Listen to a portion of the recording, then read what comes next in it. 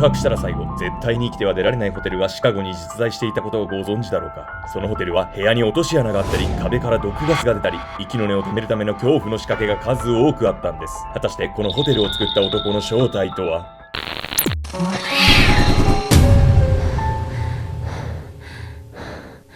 はいどうも、アニメメトリのケンちゃんです。現場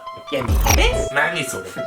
何それ新しい私の定番の挨拶。ズムドムというわけでね、今回はね、皆さん大好きな完全犯罪シリーズ。これ私も好きよ、これ。今回は1800年代後半のアメリカに実在したとされる殺人ホテルです。殺人ホテル？一度入ったら出られない恐怖のホテルの支配人、ヘンリー・ハワード・ホームズ。アメリカ史上初のシリアルキラー。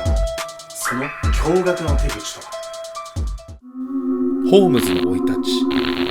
1861年5月16日、後のヘンリー・ハワード・ホームズはハーマン・ウェブスター・マジェットとしてニューハンプシャー州で誕生しました。農業で子供たちを養うハーマンの両親は敬虔なメソジストだったんです。メソジストとはキリスト教宗派の一つで、規則正しい生活を美徳とするのが特徴です。しかし信仰に反してハーマンの父はアルコール依存症だったんです。酒に飲まれ頻繁に家族へ暴力を振るっていたんです。幼いハーマンの悩みはドメスティックバイオレンスだけではありませんでした。周りの子供たちよりもズバ抜けて頭が良かったため、通っていた学校では友達から妬まれて壮絶ないじめを受けていたんです。肉体的にも精神的にも逃げ場のない生き地獄の中で、後の彼の人生を大きく左右するある出来事が起きたんです。ある日、いじめっ子たちはハーマンを連れて人気のない地元の病院へ忍び込みました。小心者のハーマンが怖がるところを見て楽しもうとしたんです。彼は病院内にあった人体の骨格模型と対面させられ、骨の手を顔面に乗せられたんです。どんないじめだよこれ。後にハーマンはこの時に感じたことをこう語っています。最初はとても怖かった。だけどしばらくすると自分が人骨に興奮していることに気がついたんだ。この体験がきっかけとなり、ハーマンは死について興味を覚えたんです。そして小心者のいじめられっ子だったハーマンは人知れず動物の解剖を行うようになり、屈折した欲求を満たしていったんです。ぬるぬるしてる。全然興奮しないわよ、人骨触って。直接触らないといけないのかな。ちょっと折っていい？いいよ。成績優秀だったハーマンは16歳で高校を卒業し、なんと23歳で医師免許を取得するんです。この時期の医学研究の成果がこの後に起こる驚愕の犯行に遺憾なく発揮されることになるんです。狂気に目覚めるハーマン。1877年、16歳で高校を卒業すると同時に教師として働き始めたハーマンは、親元を離れて自由になると、17歳の時にクララという女性と結婚します。その後、息子のロバートも誕生し、幸せな結婚生活を送っていました。やがてハーマンは教師の職を辞めて21歳でミシガン大学の医学部へ進学して、1884年には医師免許を取得します。その頃のハーマンは医学部の研究室に提供されてきた遺体を密かに傷つけては、その行為を楽しんでいたそうなんです。怖えわ。研究室から盗んだ遺体は彼の手で解体されたり、火をつけて燃やされたりしました。また盗んだ遺体を使って偽装保険金請求まで行っていたんです。この手口に騙された保険会社は複数存在していたと言われています。学歴と資格を得たハーマンでしたが、卒業する頃には結婚生活はすっかり冷え切っていたんです。全く家に寄りつかなくなったハーマンは、やがて妻と息子を見捨てて各地を転々としながら犯罪に手を染めていくこととなります。クララの元を去った後もハーマンは再婚と離婚を繰り返しています。周囲の評判では、ハーマンは非常に魅力的な男性であり、若い女性を誘惑する才能に長けていたと言われています。羨ましいな。ところがハーマンに魅了された若い女性たちは、最終的にはいつも不可解な状況下で失踪してしまうのでした。ハーマンがニューヨークへ移り住んでいた時のこと。彼の下宿先の近くで少年が失踪する事件が起こったんです。近所の住民は少年が姿を見せなくなる前に、ハーマンがその少年と行動を共にする姿を見かけていました。住民たちから事情を聞かれたハーマンは、あの少年はマサチューセッツ州の自宅に戻ったんだよと少年失踪への関与を一切否定していたのですが、その直後に彼はニューヨークを後にしているんです。またフィラデルフィアに移り住み、薬局で働いていた際には、彼が働いている間にある少年がこの薬局で購入した薬物で中毒死するという事件がありました。彼はその少年の死に関与していないと否定していたのですが、またしても即座に町を離れているんです。警察しっかりせえ。その他各地で結婚詐欺や保険金詐欺を働いていたハーマンはシカゴへと移住すると、名前をヘンリー・ハワード・ホームズに改名したんです。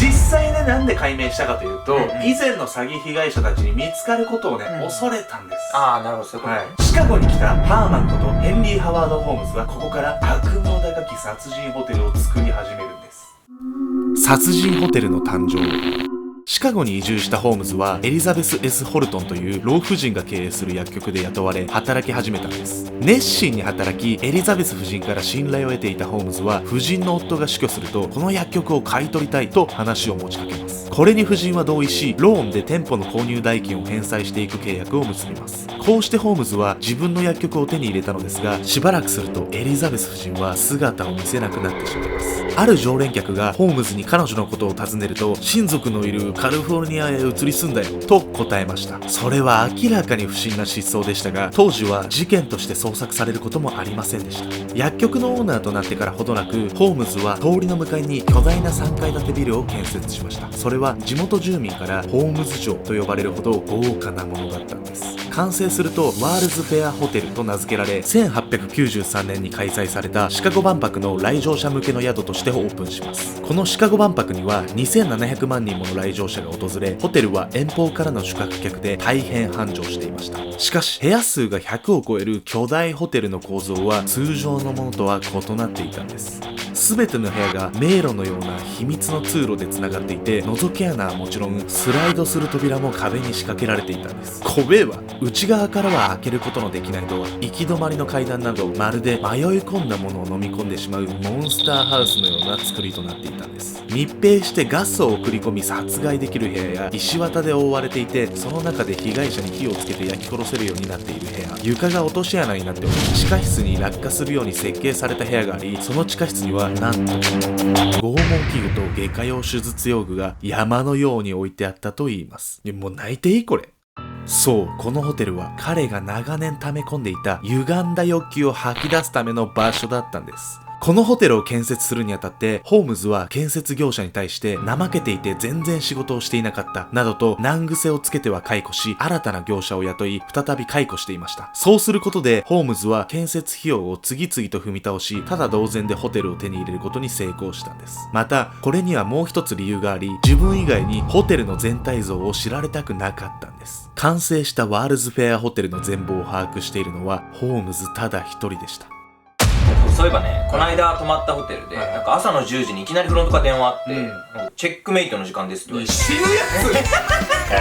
つこの魔球と化した殺人ホテルに彼は長年溜め込んだ殺人の欲求を吐き出していくんです。ホテルで繰り返される恐怖。ワールズフェアホテルのオープン後間もなくシカゴ万博が開催され、ホテルは大変繁盛していました。ホームズは毎日満員のホテルの宿泊客の中から獲物を入念に選別していたんです。彼が狙ったのは金があり美人で遠方からの一人旅の客である女性だったんです。ひとたび被害女性がホームズの罠にかかると逃れようがありませんでした。大抵の場合女性たちは何の手がかりも残さずに姿を消してしまい、失踪女性たちのたどった運命は長らく明らかになることはありませんでした。ホームズは女性を拷問部屋に連れて行き、残虐な拷問に及びました。さらにホームズはガス室まで作り、若い女性が窒息状態でもだえ苦しむ様子を壁の穴から見ては悦に浸っていたんです。まさに狂気の沙汰ですよね。ホームズのオフィスには巨大な金庫があり、その中に閉じ込められ薄れゆく酸素の中で命を引き取った被害者もいるんです。犠牲者の中にはホームズの不倫相手だったシングルマザーも含まれていました。元夫に不倫がバレてしまい8歳の娘と共にホテルに移り住んだこのシングルマザーはホテルでのクリスマスのお祝いを楽しみにしていたんです。しかしある晩、ホームズは母と娘を秘密の地下室に連れて行き、2人がその後姿を見せることはありませんでした。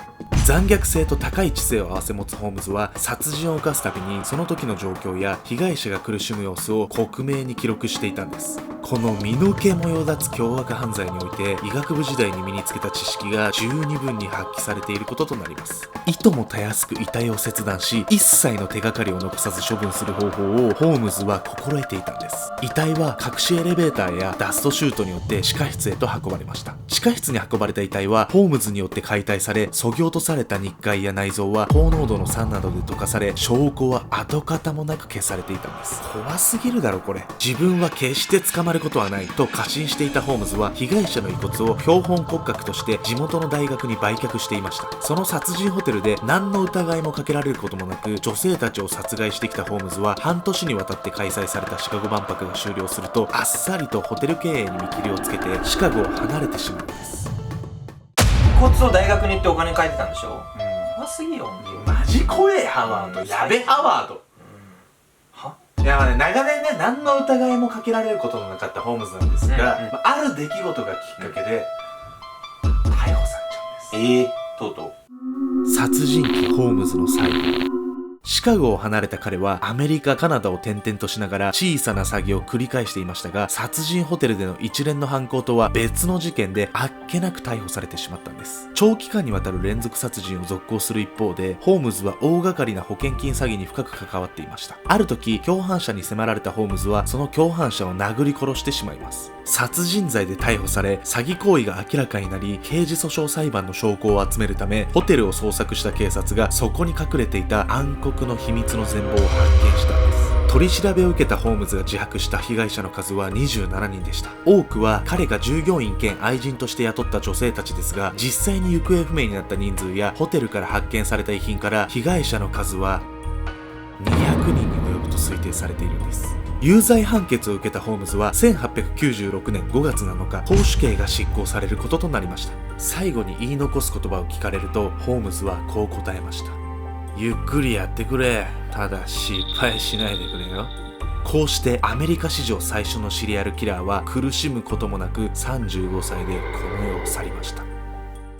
日本であんまり知られてないんですけど、主演がディカプリオで、なんかホームズの一生を実写映画するんですよ。ホームズとか実写化するんなら私を実写化しなさい。ちゃんと誰も見ねえわ。ショックがいい。この写真の裏に隠された意味、あなたは知っていますか？この写真は中央に写るハドラーという少年の家で開かれたホームパーティーの時の写真。何気なく写るこの男、実は裏でとんでもない事件を引き起こしていた。